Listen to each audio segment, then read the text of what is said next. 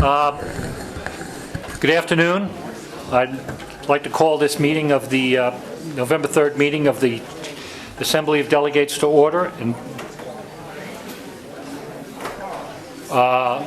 could you close that door, please? Okay, we'll begin our meeting with a moment of silence to honor our troops who have died in service to the country and all those serving our country in the armed forces.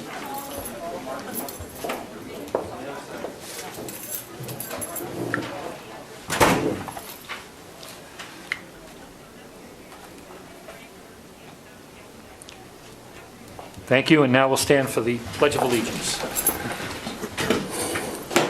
Pledge allegiance to the flag of the United States of America and to the republic for which it stands, one nation, under God, indivisible, with liberty and justice for all.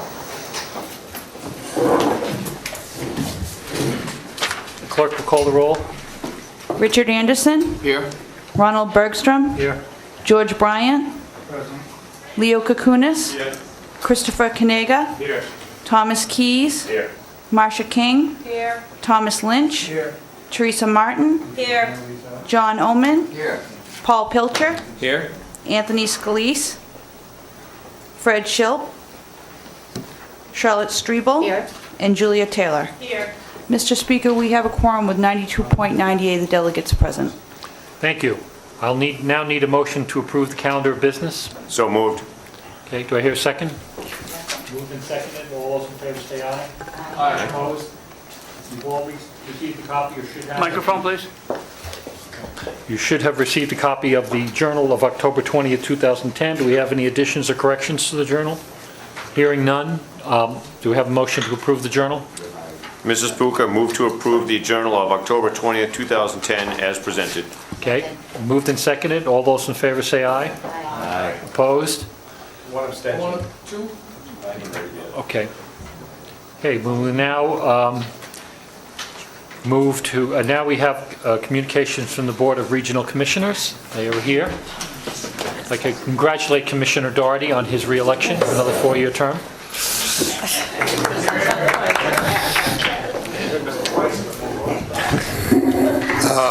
I've been told now that when I speak infallibly, it's only when I'm speaking ex cathedra, so just understand that. Not everybody gets a free ride, but he did. Let's see. I think to bring you up to date on where we are, we've had a long day today. We did meet to discuss in executive session issues related to the wastewater planning as we're moving forward, particularly regarding the issue of special counsel. In light of the fact that as a result of the notice of intent that we received, to date there has not been any legal action taken by CLF or the Coalition for Buzzards Bay against either the commission or the county. But nevertheless, there are issues which you all read in that email that you probably got, or if you didn't, you saw it in the paper about the letter from Anderson Krieger regarding certain actions or policies that the board might want to consider. And we may want to do that. So we, at the conclusion of our executive session, we went into open session and we did vote to appoint special counsel. And then we also modified the litigation management team, which is currently in existence now, which is mostly used by the Cape Cod Commission. As any type of legal action comes through to the commission, the litigation management team reviews it. The members of that team are Bob Troy, County's General Counsel, Paul Niedzwiecki, Mark Zielinski, and the Chairman of the Cape Cod Commission. And so we modified that for this purpose only, for the purposes of wastewater. We eliminated the Cape Cod Commission chair, and we substituted Andrew Gottlieb, because he is our consultant on the wastewater, and he's our advisor. And we also added Jessica, I can never pronounce her last name, Weiglis, to also be a member of. Who is the counsel for the commission? Who is counsel for the commission. And we gave them a specific task, and that is to review the letter that we received from Anderson Krieger, to review it in terms of the actions that were being proposed in that letter, policies that were suggested, and also to look at whether or not the county and the Cape Cod Commission would join together in responding to any type of legal action, or whether it would be more appropriate that the commission respond on its own and the county responds on its own. And we've asked them to come back and give us a recommendation on that, which we expect will happen within the next week to 10 days at the most. And that took like all day, it seems like. And we also completed the performance evaluation of the county administrator and began the process for evaluating the executive director of the Cape Cod Commission. So that's where we are this week. Any questions for the committee? Just playing that out a little bit, if the commission decides to use its own special counsel and the county, we get the suit, a suit, and we're both sued, and the county decides to do its special counsel, you wouldn't be using the same special counsel. You'd be going off on your own direction. Is that? I think that's yet to be determined. I think that that's what we want the litigation management team to look at, because right now there is no suit, but yet there are things that we ought to be doing so that there isn't any cause to bring any type of litigation either against the commission or the county, particularly with regard to the Clean Water Act. And I thought the letter pretty much outlined pretty clearly the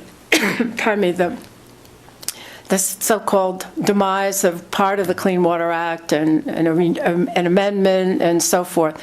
So, and you know, the county has no governing authority over the towns at all. The commission has some regulatory authority, but the county has no governing authority at all over the towns. So to sue the county may not even be appropriate, but we don't know that yet. That's what we've asked the litigation management team to look at. And if they do sue, let's say they do sue the county, whether it's, we believe it's appropriate or not, and the commission, do insurance policies kick in for both the county and the commission? Yes. Or is the commission? Well, yes, we have professional liability insurance. So yes, we would always go to our insurer first. The county. But would they recognize this would they fund two special counsels, what I'm getting at, or would it come out of the commission's budget if they decide to go that way? Well, the commission is part of the county, so our insurer covers, in terms of liability, covers both the county and the commission. It would depend on what the terms of the suit were, I think, as to how that would work out. That's why we asked that particular group of people to really take a look at that letter and take a look at the notice of intent and do that review very thoroughly and make recommendations to us. And our county counsel is present on that review team. I guess my whole point is I'd rather speak with one voice. I think as soon as, if I were on the other side and I saw the commission taking one position and the county taking another, I'm coming in full guns with a suit, because that's what you've got two defendants and now they're not agreeing, and one could agree to one aspect and the other. So it's just, I'm concerned about if there's confusion. Now I understand your point. If that were the case, yes. Confusion in the funding, really. Yeah. Oh, absolutely. How we pay for something. Right. It'll be an expensive suit if it comes. It would. Through. Okay, anyone else? The other thing, I don't know how many of you, because it was a pretty crowded room last Friday in Orleans when the National Academy of Sciences, I think Teresa Martin was there, came to hear from the group, particularly the town of Orleans. And I had a decision whether I would stay in Falmouth and greet the governor, or whether I would do my job and go to Orleans on wastewater. So I decided wastewater was the big issue of the day. So I went to Orleans, and Bill was there too. And I think it was very helpful for the NAS to actually hear the concerns of the people who were there. And they made it very clear that they were not going to do a peer review of the science, that was not what they do. They also made it clear that they have no funding of their own. They don't have a budget. They just have a budget that supports their staff and the rent and the lights and all of that. But they don't have any kind of a budget to respond to any requests from anybody for studies. So any of the money that would be required for them to do whatever scope of service was outlined for them would have to come from either a sponsor, not their sponsor, but a sponsor that the applicant would find, or some other source. They did say, however, that they would do a review of maybe the model in some way, not to go back and review all the data. Not a peer review, but there were various ways in which they could look at it. They have already have a publication on TMDLs that they have done for some other areas of the country.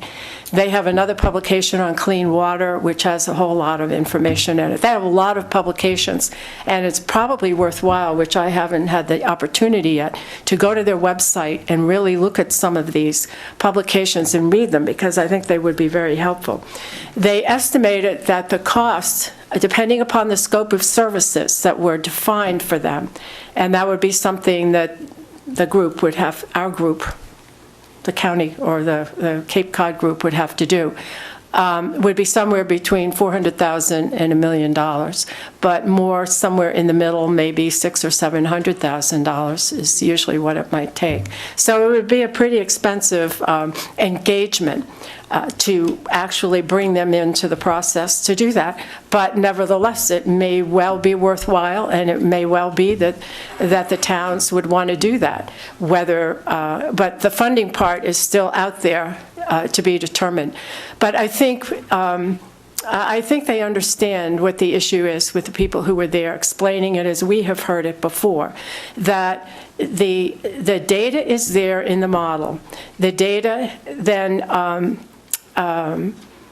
has to be implemented, and it needs to be reliable, and it needs to be valid. And if a town were to take the data and make a commitment to build or do whatever is needed to create a wastewater system, and then monitors it, and then finds that the data was erroneous in some way, then that's what they're really saying, is they want to know that the model is reliable and valid and authentic.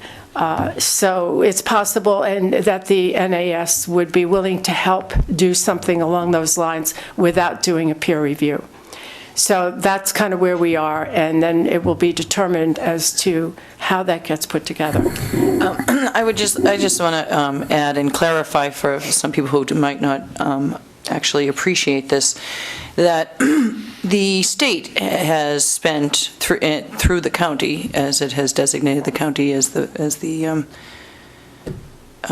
pass-through and overseer, over $6 million on TMDL studies and peer reviews, and it has, the TMDL model has been peer reviewed not only by DEP but by Woods Hole, who is really an independent agency to look at this other than, so for when people question those models pertaining to their area, it is an adaptive management model. So you have certain numbers that you're plugging in. It's a model, but you plug in the different numbers that pertain to your watershed, your water areas, that sort of thing. And that's where you get these determinations of how large, how small, what is going to be the remedy. And I met with the peer review group from Orleans with Dr. Howes and Andrew Gottlieb a couple of weeks ago, just to clarify some of their questions and concerns. Now, they would have liked 8 hours to go over every single question that they had, but as it turned out, we gave them 2.5 hours. And there was a lot of clarification there, and what was clear to me is that they're basing much of their pushback in the last couple of years is in that they did not have all of the numbers.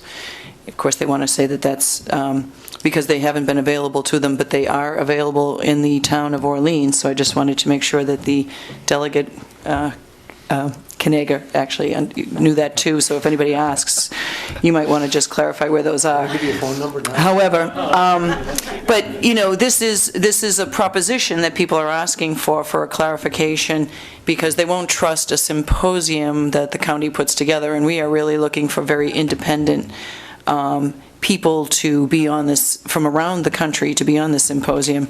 And when NAS was here, there was a woman, Suzanne Rogers, vacationing. I happened to informally take advantage of that and discuss that with her. She did say that they would maybe, talk to us about who they would have as their experts, so that we can have some sort of guarantee that it's not us trying to somehow pull something over on someone because we are determined to build wastewater systems, which is like the last thing we want to do. So only because that they're needed. So anyway, I just wanted to state that, here over $6 million of taxpayer money has already been expended on this, and that if this is to be pursued by a particular town or a group of towns, they are looking at now another $500,000 to $1 million to maybe regurgitate what has been stated. So just so that some people understand the money that's involved, because we're certainly not in the position to do that. We're willing to do a symposium that will be somewhat costly, but to address the concerns, because it is our duty as elected officials to answer questions from the public. And so we are doing this, but I think at a much lesser cost, and we're not putting it on the towns. So I just wanted to give that summary of what happened. The two NAS people who were there were Steve Parker and Susan Roberts. So if you want to go on the website and read about them and see what they've done, you can do that, because their information is available on their website. May I ask one question, especially to Mr. Kanega? That was filmed on town, that was in the town hall, and it was filmed in your, so could anybody just go on your website and access that meeting? I think it's available there, yeah. Yeah, okay, that's what I thought. John? Thank you, Mr. Speaker. I was also fortunate to be able to attend the NAS presentation, and I just wanted to add to that there's also a timeline involved that I don't think you mentioned. It's right. If we decided to ask them to do it, and we found the funding to do that, their estimated timeline would be 2 years to complete their portion of that study. So I think that's a very significant factor on whether or not anybody decides, if anybody decides that they want to pursue it further. Anyone else for the commissioners on this? George? Going back to the discussion about the potential CLF lawsuit and the Buzzards Bay Group, I think we have to be careful not to say that we're really, as a county, not the Cape Cod Commission, but just as a county, that we're not, that we want to be counted out. If we call ourselves Cape Cod Regional Government, we better act like Cape Cod Regional Government. And so keep the channels open. If we're not Cape Cod Regional Government, we can run the other way. There was a neighbor of mine who was called Count Me Out, because when he was a kid, the other kids would come up with an idea for hell raising, and he always used to say, "Count me out." He lived to be 95, but we want to get this. Thank you. I think that I appreciate that statement, and I think that we appreciate it as well, and that we are trying to make sure that we are responsible for the region in what we're doing. Okay, is anyone else? Great, well, thank you very much. And it's been a long day for you guys, so enjoy the rest of it. Do you have any communications from public officials? Do we have any communications from members of the public? Mary Lou Pettit is not here again today. I'm surprised this is on the agenda. I was hoping to put it off until she told me she was available. So with that, I will now convene the assembly, and we will begin with reports from committees, and I'll go briefly to John.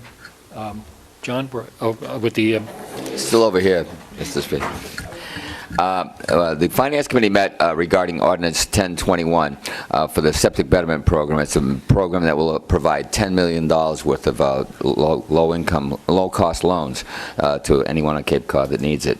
We discussed it for a certain period of time today and voted 4-0 affirmative to pass it and pass it to the Assembly of Delegates for a vote. Okay. Any questions on that? Leo? I know you were kind of rushed, but in your deliberations and during that brief meeting, did you have any occasion to at least ask on how the repayment schedule is going on loans that are already out there? I mean, with the current market and foreclosure rate the way it is, I just want to make sure that the public is aware that we are in a secured position, sometimes even before the bank. But are we tracking okay with the repayments of the money that's out? That question we did not answer because there was no one there to ask. There was nobody from the county to ask that question. Thank you. Okay. Yes, Julia? I thought that when we had the brief presentation that he spoke to that and that we had a tremendously low problem, much lower than banks, of course, and that we were also in this secure position as the first lien. Okay, there's 2 other committee meetings were held today. I'm going to go over the second one first. Some of you were here for the end of the meeting, the public hearing on the proposed ordinance regulating, or at least including minimum standards for wind turbines that come before the Cape Cod Commission. We've had 2 days of testimonies. It was, despite my efforts to keep on point, a lot of people discussed the pros and cons of wind farms. We went as far as talked about the glaciers and so on, but we tried to target it back to the ordinances. There was a lot of discussion. People who are against the wind farm tended to be against this ordinance, even though it further regulates wind farms. It's hard to explain, but for those of us sat through the several hours of it, that's how it turned out. At the end, and I really advise anyone, this will be before the Assembly in 2 weeks for a final vote. The final recommendation was, the final vote was 3-2 in favor of recommending approval of the ordinance. I suggest you go online and really listen to the testimony. Some of it was very emotional. People were sincere. A lot of people on point. They brought up good facts, and many people did speak specifically to the criteria. The main issue that will be before us, one of the main issues before us is the lack of the technical bulletins, which haven't been produced yet. So I don't know if any of the other members of the committee have anything to add, but it's going to be a big discussion, and you can be prepared. Of course, we won't take any public testimony during the time the Assembly convenes, but it's possible that people will be here under public comment to make further comments on their position. So be prepared for that. Tom? Through the course of your questioning, what's the obstacle to producing a technical bulletin, and what was the timeline that these two things couldn't go hand in hand? Paul Niswicki discussed that briefly, and I'm going to be corrected by the other members, but he said that at this point, he was pretty much going after a moving target, and that he didn't think that there was sufficient information right now to produce that bulletin. And so, I don't know, does anybody else that did? Anybody else in that on the committee have anything to add to that?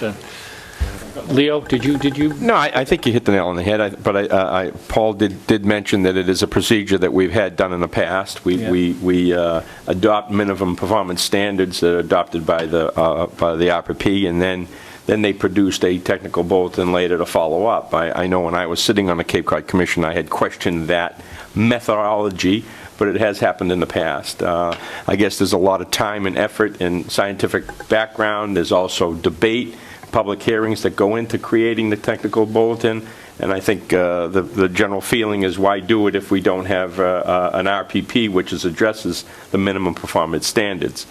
Some of the testimony which was given, and I don't want to get into it too much because I think it's improper, but to answer your question, I think that's it. Yeah. Well, it concerned me that when we adopted the regional policy plan, the two areas that they wanted, that folks asked for a couple of months further to look at, was the energy and the economic development. We did something with the economic development a while ago. Maybe this is their swipe at the energy, but we haven't, in 2 years, we haven't come back to look at that whole area. And, you know, an issue like this where, you know, if it's a moving target, so what they're saying is, trust us, we'll develop something. But we never see we never adopt the technical bulletins. I mean, does that go to the Cape Cod Commission, or do they just, the Commission will adopt Paul? So once it leaves us, we have no, if we're not seeing what those bulletins are, we've just kind of given the vehicle, and then it's gone. And you know, I don't know, it seems like this is an opportunity to have some control over that, and I'm just, in my own mind, wondering whether we're abdicating that to someone else. Yeah, I should mention that Paul also said why this issue has come up. He says he anticipates there's going to be several developments of regional impact that will be coming before the Commission that will include wind turbines, and that's why he was asking for the authority to issue these technical bulletins and set those standards. And why didn't they have public hearings on the, I mean, I was surprised to see us having the hearing, having heard nothing about it in the previous. It would seem like if you wanted to reach out and get it from the ground up, so you're bringing something to us that has been well vetted, I'm wondering why the Commission didn't do public hearings. Yeah. What was the answer to that? That I couldn't tell you why they didn't do public hearings on the technical bulletin, or among the standards. Among the standards, yeah. Just on the standard. Did they have public testimony? Yeah. They did. They did have a public hearing. On the ordinance. Okay, I'm sorry, I didn't know that. Julia? I thought that the hearing, had its strengths and weaknesses, but there were some good points made, and I thought that I'd be curious to know the answer to the question that the lawyer at the end, Senny, brought up, which was that the Commission could use local regulations. Perhaps could we get, I mean, I don't know whether that's true or not. Is there a way we could find that out from either asking Mr. Nedzwicki or Bob Troy? Because I think that's quite important, because I think that we all do understand, which I'm afraid many people who came before us did not, that this isn't a question of being pro or anti-windmill. If we're afraid they're coming, they're going to come, and if we're thrilled they're coming, they're going to come. Some are going to come. And so the question is, do we then support regulation of them? I certainly do. So, and I think probably we all do. So the speed issue is important to me, as to whether they are powerless, which is the impression I generally got from the Commission, that they are currently powerless and have no say over it, or whether in fact they can use some zoning and some other rules. So that would be what I would really like the answer to, and I don't know quite who's the perfect person to provide that answer. Steve tells me that the Commission held a 3-hour public hearing on this, and that it's available on their website. I will certainly have members of the Commission, if not Paul, then someone he designates to answer that very question, and before the Assembly convenes and discusses this 2 weeks from now. So all of these issues have been, that were brought up in that hearing. And one more point I would really like some more information on. I thought that Mr. Senny made the point that even without he seemed to be suggesting, I don't know if his people who are paying him would go along with it, but he seemed to be suggesting that even a little more detail in the standard would be better, and you could still then wait on the technical bulletin, but that this was so bare that that was a problem. So. Okay. Yeah, so Especially, I thought he made that point about the sound, and then I don't know where, we're going to need, I think, some technical guidance on this distance issue. And, I mean, I don't feel that I'm going to be capable of the complete necessary research. Well, we'll try to get, I'll try to get as much backup material from the commission as I possibly can and what their standard, how they arrived at the standards. They have presented that to us briefly, but I think it needs, I agree with you. We'll have to anticipate that it's going to be a lengthy discussion coming up 2 weeks from now. Paul? Thank you, Speaker. I guess the part that concerns me is similar to what I heard Charlotte and Leo when they voted no, I think it was, about the recommendation. And that is that it seems to me I've read and heard in places that these technical bulletins are in process, that things are going, but yet it all seems a deep, dark secret as to what's being discussed, what the timeline is, and I would feel much better about the vote 2 weeks from today if I had more information, perhaps in an outline form of what was going in the technical bulletins, or at the very least a timeline as to when they would become available and used to be implemented. Thank you. Okay, we also had another meeting this afternoon of the first meeting of the search committee to look for a replacement for late Diane. Maggie was there. You should all have in front of you two basic documents. One is the timeline that we discussed. Do you have that? Have you been distributed those? Yeah. The timeline and also the job description that would be advertised in the Beacon and also the Cape Cod Times and the Boston Globe. So that was the gist of our discussion. At that point, we touched on briefly how the process would continue.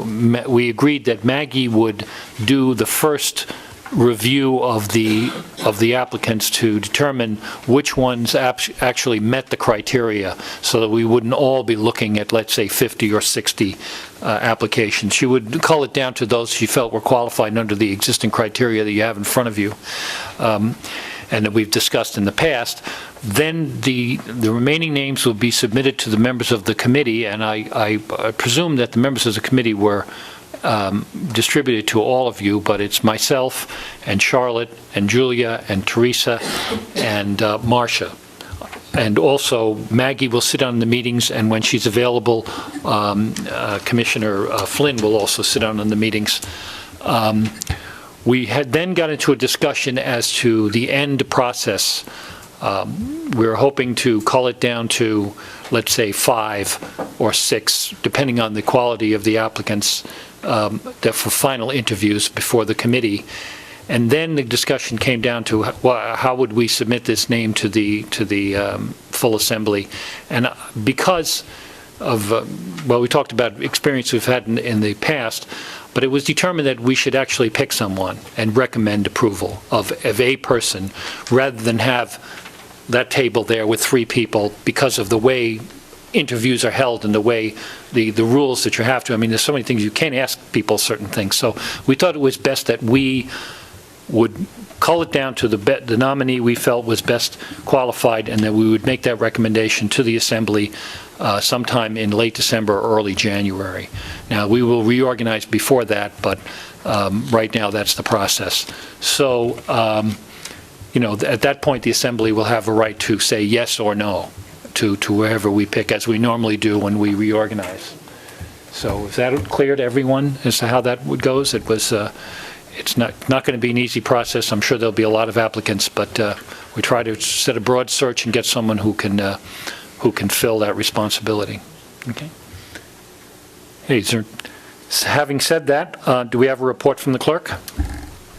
Yes, there will be a vote on ordinance 10-20 for the minimum performance standards for the wind energy conversion facilities, and also a vote on ordinance 10-21 to extend the septic betterment program, and that will be on November 17th. Okay, and is there any other business we brought before the board?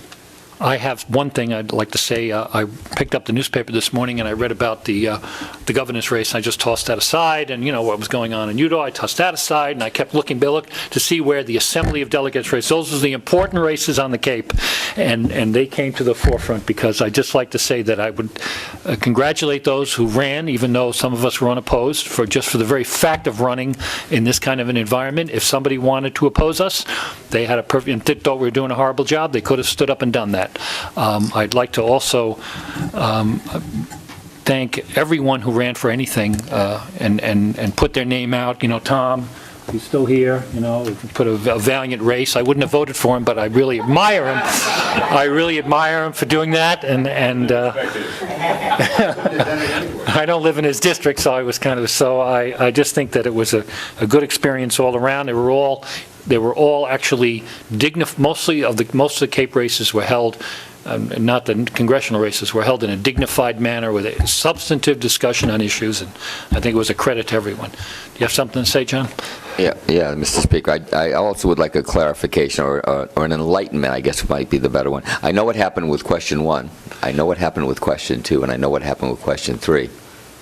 What happened with question 4? It was we overwhelmingly agreed to the changes that the Assembly Thank you for made. that. There wasn't a headline, but I did. 67,000. 67,000 opposed and nobody against, so. Mr. Speaker? Yes.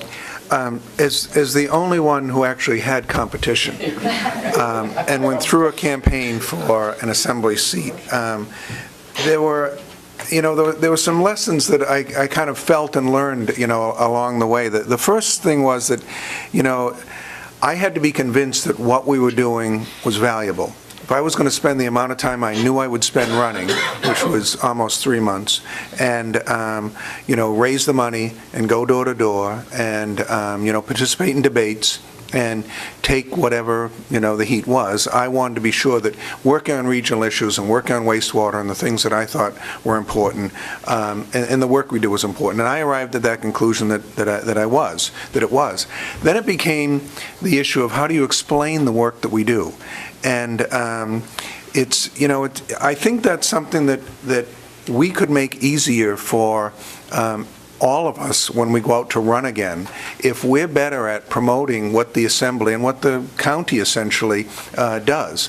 Because I found that, there were, I'd try to explain it first about what is the important service or what's the issue that's out there. People get wastewater, they get water quality, they get homeless issues, they get Children's Cove, and you could see them saying, oh yeah, that's kind of important to me. But when you start thinking about the work that our health department does, and you tell them that we regulate the Cape Cod Commission, we have the Cape Light Compact, local 4-H and gardeners, it comes right down to basic things that people are doing out there, they kind of get it.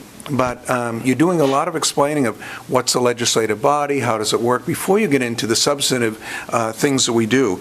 And I'm hoping that, over the next 2 years, that this body will be more proactive than reactive to some of the things that come about, and be more transparent, or try to be the voice for transparency on how we operate, and use the social media networks and others to try to get out there what we really do. There's a lot of technology that people are following and doing, and if we want to be a valuable component to helping towns deliver services and citizens take advantage of things, I think we're the good vehicle to do that. So, I'm hoping that it'll be a productive, 2 years when the new members come in, and that we'll come in with the energy to really, make something happen. Okay, thank you. Okay, is there any other business before the board? Before the Assembly? Move to adjourn. Moved and seconded. All those in favor say aye. Aye. Opposed? It's a wrap.